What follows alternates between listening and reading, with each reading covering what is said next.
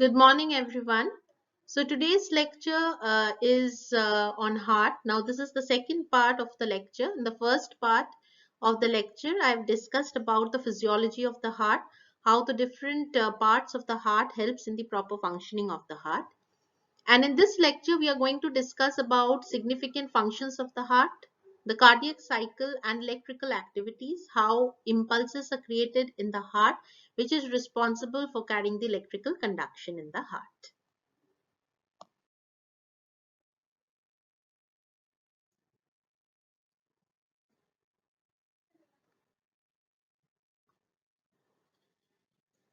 Now, the main objectives of today's lecture will be heart functions, cardiac cycle, conduction system, electrical activities, and problems of the heart. Okay, first we will concentrate basically on the functions of the heart.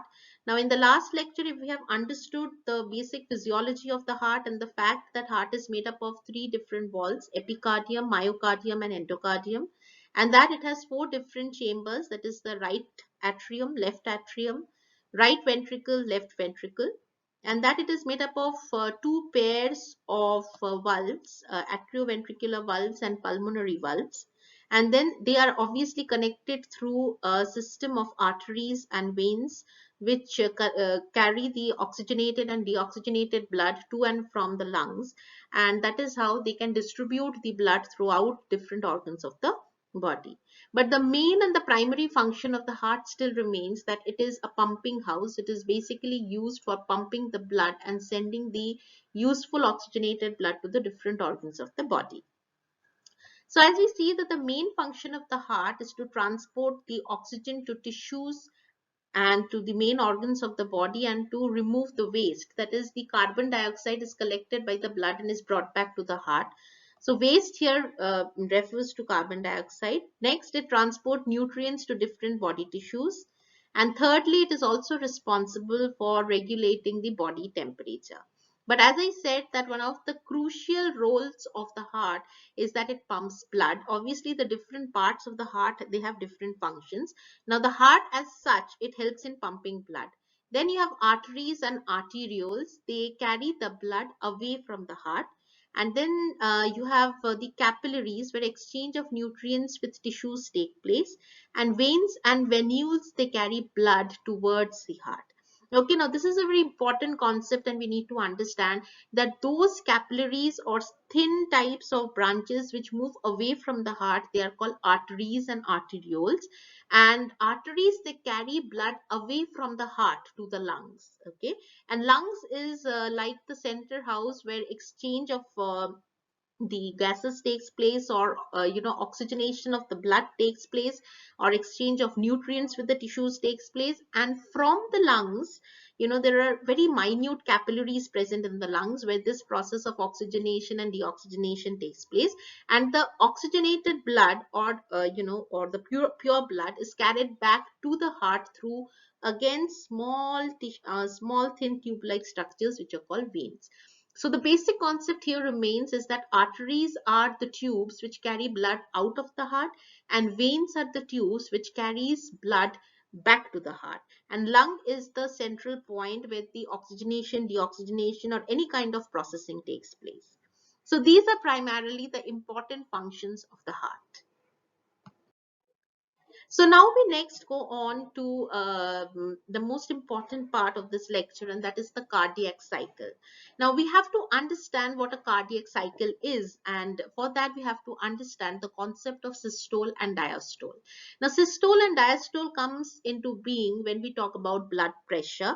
And blood pressure, we say that the higher limit is called the systole and the lower limit we call is the diastole. And generally systole is 120 and the diastole is 80, and that is why we say that the normal blood pressure in any human being should be 120 by 80. So what is a systole and diastole in the heart and how it contributes to cardiac cycle? Now systole, it contractile phase of the heart. So when the heart muscles, they contract, obviously a heartbeat will be produced when the heart muscles, they contract and they relax. They contract and they relax. And every contraction and relaxation causes a heartbeat. Okay, and that is basically how, you know, the heart regulates the heart functions. So for a systole to be generated, that is nothing but the contraction of the heart muscles. Now electrical and mechanical changes takes place, blood pressure changes, blood volume also changes. So obviously, because the heart, if it is contracting, the volume and the pressure in that particular region of the heart will change, and that creates a certain pressure, and that is known as the systolic pressure. So that is the contractile phase of the heart. That is when the heart muscles, they contract. What is diastole? Once they have contracted the heart muscles, they tend to relax. Okay, this happens when anyone. It is like breathing in and breathing out. Similarly, it's systole and diastole. It's contraction and it's relaxation.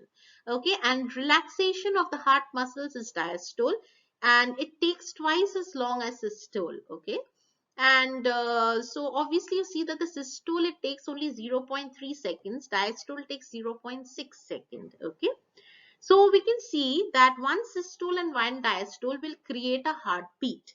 Okay, so systole is the contractions of the heart muscles, which takes a smaller time, whereas diastole is the relaxation of the same heart muscles, and it takes a little longer time. Okay, so a systole and diastole, that is the contraction and relaxation, it creates or it causes the heart to beat. Now, arterial blood pressure. So, as I said, that systole and diastole, it ultimately leads to the blood pressure in human beings. Now, it is expressed as systolic, diastolic, and the normal high pressure is 120 by 80 millimeter of mercury. And if it is above 120, 80, that means if it is 140 by 90, we say that the blood pressure is high. Now, systolic pressure is the top number, which is pressure generated during the contraction. Diastolic pressure is the pressure which is generated during the heart relaxation. Okay. So obviously we know that the systolic pressure, we said that systole is nothing but it is the contractile movement of the heart muscles. Diastole is nothing but it is the relaxation of the heart muscles. So when the heart muscles are either contracting or relaxing, there is a change in the volume of the blood in the heart chambers and also the blood pressure. So the pressure which is generated because of the contraction of the heart muscles is the systolic pressure, which is the upper limit, and the pressure which is generated due to the relaxation of the heart muscles is called the diastolic pressure, and that is the lower limit. Now, what is pulse pressure? It is also represented as pp, and pulse pressure indicates the difference between the systolic and diastolic pressure. So in normal case it is 40, because the difference between systolic and diastolic pressure is 40, and that is pulse pressure. And the next is what is mean arterial pressure, or MAP. Now that is the average pressure in arteries. So diastolic plus 1 by 3 systolic minus diastolic. So there is a formula. So you calculate what is the diastolic pressure and 1/3 of the difference between the systolic and diastolic pressure. So if you add the two together, then that gives you the mean arterial pressure. So these are some of the medical terms that are used in order to find out if any person comes with a heart problem. Then these are the things: systolic pressure, diastolic pressure, pulse pressure, mean arterial pressure. These are some of the parameters that the doctor needs to take in order to find out if the person is hale and hearty. Now, what causes the blood pressure to increase? So, as we saw that the normal range of the blood pressure is when the systolic is 120 and the diastolic is 80 millimeter of mercury. But there are certain factors which causes this blood pressure to be erratic. It causes either the blood pressure to be low or to be high. And what are these factors? Like there is sudden increase in blood volume. Now, this is one of the factors that contributes to blood pressure increase. There is a heart rate increase that also causes blood pressure increase. There is a stroke volume increases, then blood pressure increases. Peripheral resistance increases, then blood pressure increases. If the blood viscosity increases, then also the blood pressure increases. So these are some of the basic factors which causes an increase in the blood pressure in human body. Now, next we need to do or talk about the electrical activity of the heart. Now, contraction of the heart depends on the electrical stimulation of myocardium. Now, myocardium, as we know, is the middle layer or the middle wall of the heart, which is present in between the epicardium and endocardium. Now, contraction of the heart will depend on the stimulation of myocardium. So, obviously, there is a kind of a stimulation that starts from the myocardium of the heart, which initiates the process of contraction. Impulse is initiated on the right atrium and spreads through the heart. And this impulse that is initiated in the right atrium and spreads through the heart, it can be recorded on an electrocardiogram. The sinoatrial node or SA node, which is also known as sinus node, is a group of cells which are located in the wall of the right atrium of the heart.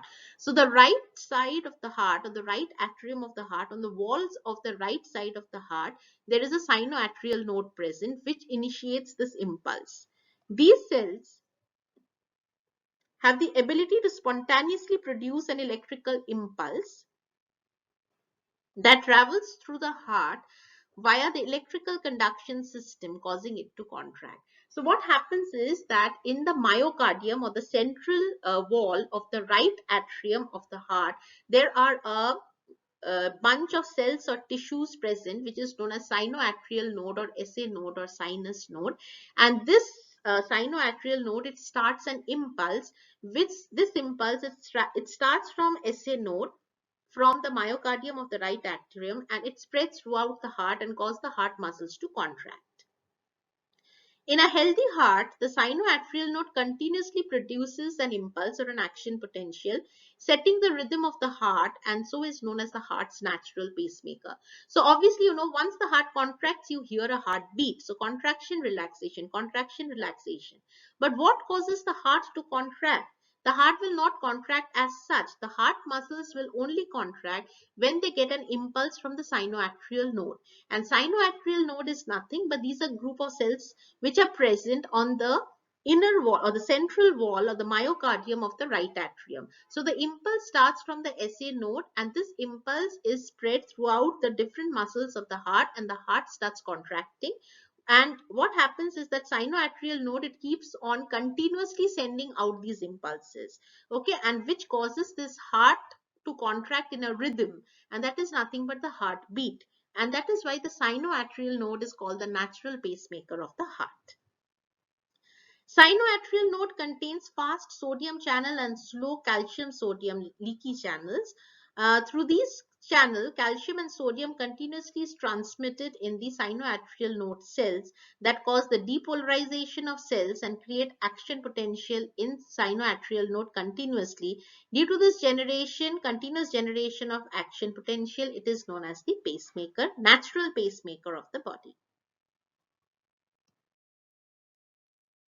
Now, once we understand that the impulse starts from the sinoatrial node and that it travels all throughout the different muscles of the heart and it causes the heart to contract, the next thing that we come to is the sympathetic and the parasympathetic regulations of the heart. Now, there is a vagus nerve which releases acetylcholine neurotransmitter at ending of nerve and increases the permeability of potassium efflux and increases negativity inside nerve -65 to -70 in compared to the resting potential and causes hyperpolarization, which decreases the heart contraction. So what happens is that now the heart contractions, they can be regulated. It can either be increased or it can be decreased depending on the acetylcholine neurotransmitter. Now here we are talking about nerves. Nerve endings will have synapse, and each synapse will join two sets of nerves together, and at the end of the synapse there will be a neurotransmitter which is responsible for carrying the message from one nerve to the other, and that neurotransmitter is called acetylcholine. Now, mechanism of sympathetic effect. Now, sympathetic neuron releases norepinephrine, which increases the sinoatrial node discharge by increasing permeability of slow calcium sodium channel and increases velocity of conducting fiber. As a result, increases the action potential and increases the force of contraction of the heart. Sometimes, we will notice that the heartbeat, it becomes suddenly very rapid. It increases. And sometimes the heartbeat becomes slow. So what regulates the rate of the heart rate? It is regulated by these nerves. Okay, the nerves play a very important role in regulating the heartbeat. We know that sinoatrial node is responsible for initiating the impulse and causing the heart to beat. It sets the heart to contract and relax in a rhythmic motion because of its continuous action potential. But sometimes the heart beats faster, sometimes the heart beats slowly. And what regulates this rate of heartbeat? It is regulated by this sympathetic and parasympathetic nerve endings. These neurons or the nerves, they release norepinephrine, which increases the sinoatrial node by increasing its action potential, as a result of which the heartbeat will suddenly increase, and this is known as the sympathetic effect. Now then we have the period of isovolumic of isometric contraction. Now what is this? So 0.02 to 0.03 second time is required to develop pressure in the right ventricle to push the pulmonary valve during the contraction. Then there is a period of ejection. So one third the time for 70% blood, 2 by 3 seconds for 30% blood pump from the left ventricle. Then end diastolic volume. During diastole of ventricle, the volume of each ventricle is 120 milliliter, which is called the end diastolic volume. Stroke volume, when ventricle systole 70 milliliter blood decrease, called the stroke volume, and the end systolic volume. So all of these factors, they combine together, and once they combine together, they cause the regulations of the heart. As I said, that what happens is norepinephrine, it's an enzyme which is released and which causes the sinoatrial node to increase its action potential. In that case, what will happen is that the heart will beat at a faster rate. However, if the norepinephrine is not released, then what will happen? The heart will start beating slowly. So the regulation of the heartbeat is carried out by these neurons or the acetylcholine or the different neurotransmitter, and they play an important role. Now, the next thing, now once we understand what is systole, what is diastole, what is diastolic pressure, how is it important, what is the role of sinoatrial node, where is it present, what in it that it initiates an impulse, and that impulse it causes the walls or the muscles of the heart to contract and release, and that each contraction and relaxation causes a heart to beat, and that that the heartbeat is regulated by parasympathetic and sympathetic nerves in the body. We need to understand that these heartbeats, or if the heart is working properly, what do we do to understand that if the heart is working properly? Now, in order to, you will notice that whenever you go to a doctor for an annual checkup, maybe, and if you complain that, okay, I am, if I walk for a certain period of time, suddenly, you just lose your breath. Okay, that, what does that mean? It means that there is something not right with your heart. Or if your blood pressure, is very erratic, then doctors will have a checkup of your heart. Now, in order to understand these impulses which are generated, these are electrical impulses which are generated by the sinoatrial node because of its action potential. So, because these are electrical impulses, these can be monitored by a machine. And the instrument which is used for monitoring these impulses, it is known as ECG, or an electrocardiogram. Now, what is electrocardiography? Or ECG as we call it. Now, ECG or electrocardiographic basically is the process of recording the electrical activity of the heart over a period of time using electrodes placed over the skin. I am not sure if any of you ever had your ECG, but if you go to a clinic for an ECG, then you will see that different types of electrodes are placed over the skin in order to read the electrical activity of the heart. Now, what are these electrodes?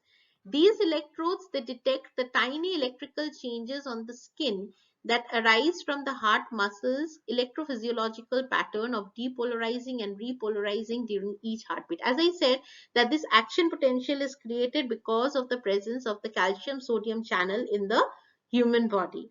Okay, now these electrodes are electrical electrodes which are placed on the body. So if any kind of change in the electrical impulse started from the sinoatrial node is reported, then what does it cause is that it causes a certain change in the graph. Okay, because there is certain amount of depolarizing and repolarizing. The overall magnitude of the heart's electric potential is then measured from 12 different angles. So it's quite a tedious process, though it appears to be a very simple, a schematic thing coming out in a piece of paper. But actually, electrocardiogram is quite complex, obviously, because it is measuring the heart rate or the heartbeat. Now, on the right hand side, if you can see properly, then you can see that there is a diagram. Now we have a P, R, T, and at the bottom there is a QRS complex. So what does this graph tells you about? Now the graph of voltage versus time produces an electrocardiogram. So if you draw a graph with voltage on one axis and time on the other, then that is known as electrocardiogram. So if you see an electro ECG report, then you will notice that it is nothing but it is a graphical representation of your electrical activities of the heart. Okay, and when the graphical representation, it contains voltage on one axis and it contains time on the other. Now the P wave, it represents the depolarization of the atria. QRS complex, that is at the bottom, it represents the depolarization of the ventricles, and T wave, that is on the right, it represents the repolarization of the ventricles. So what is happening? There is a continuous process of contraction and relaxation, as I said, because a systole is contraction and a diastole is relaxation, and because of this continuous contraction and relaxation, a heart starts beating. And it is the function of the SA node to set this heartbeat in a rhythmic fashion. Now, obviously, when there is an electrical impulse which is causing this contraction and relaxation, this electrical impulse will also cause continuous depolarization and repolarization. And in this graph, which has voltage on one side and time on the other, we see that there is a P wave, there is a T wave, there is a QRS complex, and an R peak. Now, what does this P wave tell you? The P wave, it represents depolarization of the atrium. What does QRS complex tells you? QRS complex represents the depolarization of ventricle. T wave represents repolarization of the ventricles. Now there are three main components, as I said, on an ECG. Now P is the atrial systole contractions. Obviously, it is the depolarization. Now Q, as you can see, the QRS complex. So Q is a downward deflection immediately preceding the ventricular contraction. R is the peak of the ventricular contraction. Now S is the downward deflection immediately after ventricular contraction, and T is the recovery of the ventricles. So ventricles, they are contracting, right? So P is where it starts. So the systole starts contracting. So systolic movement of the heart is the contraction, right? So the atrial systole contraction pulse. So P is where it starts. Then there is a sudden downward deflection immediately after ventricular contraction, or it starts the ventricular contraction. This is the peak of the ventricular contraction. S is the end of the ventricular contraction, and T is the recovery of the ventricle. So ventricles will contract. The contraction of the ventricle starts from Q. It reaches a peak at R. It ends at S, and then it recovers with a T wave. Okay. So this is a systole and a diastole, systole and a diastole, and this is what continuously takes place. And a continuous formation of a systole and diastole will ultimately result in the heart to beat. So this is nothing but this is a graphical representation of the electrical activity of the heart with voltage on one axis and time on the other. And we have a P wave, we have a QRS complex, and we have a T wave. And each wave signifies a contraction or a relaxation movement in the heart, or polarization, depolarization, as we can put it, and explains if the heart is working fine or not. So this is the significance of ECG or electrocardiography of the heart. Now here we have a slide talking to us about the different problems of the heart. What are the different problems that can come up with heart as the organ? Now first is obviously, we can have a heart failure or a chronic heart failure when the heart fails to function properly. It is when the heart is unable to pump sufficiently to maintain the blood flow to meet the body's needs. So, as I said, that one of the primary objectives, the primary functions of the heart is the pumping of the blood. And when the heart it stops pumping blood, which is required for the different organs of the body, then there can be a chronic heart failure. And the signs and symptoms of heart failure commonly include shortness of breath, excessive tiredness, and leg swelling. Common causes of heart failure, it can include any kind of a coronary artery disease, including a myocardial infarction or a heart attack, then high blood pressure, atrial fibrillation, valvular heart disease, excess alcohol, infection, etc. So anything that is responsible for affecting any particular organ or structure of the heart can cause the problems of the heart, or it can cause a heart failure. Now, apart from normal heart attack, or what we call is the myocardial infarction or heart failure, or a chronic heart failure, we can also have another disease which is called COPD. It is known as the chronic obstructive pulmonary disease. It is actually related to the lung and not exactly to the heart, but it is a type of obstructive lung disease characterized by long-term breathing problems and poor airflow. But we already know that proper circulation of the blood in our body requires normal functioning of both heart and lung, because they are interrelated through arteries and veins.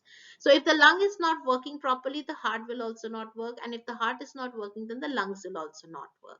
And the chronic obstructive pulmonary disease, or COPD, it's an obstructive lung disease which is characterized by long-term breathing problems and poor airflow. Now, tobacco smoking is one of the most common causes of COPD, with factors such as air pollution and genetics playing a smaller role. Eventually, everyday activities such as walking or getting dressed, it becomes difficult with COPD. And the last thing, you can also have chronic bronchitis and emphysema. You know, there are small air, the sacs which are present at the end of the arteries, and during excessive air pollution, those air sacs, they do not function properly, and then there is a lot of congestion in the heart. You cannot breathe properly, which is called emphysema. Or there is a continuous cough. You know, you keep on coughing without stopping. That is known as chronic bronchitis. So these are some of the problems which are related with the heart and the lungs, and because hearts and lungs are interrelated, so these are all problems related to the heart.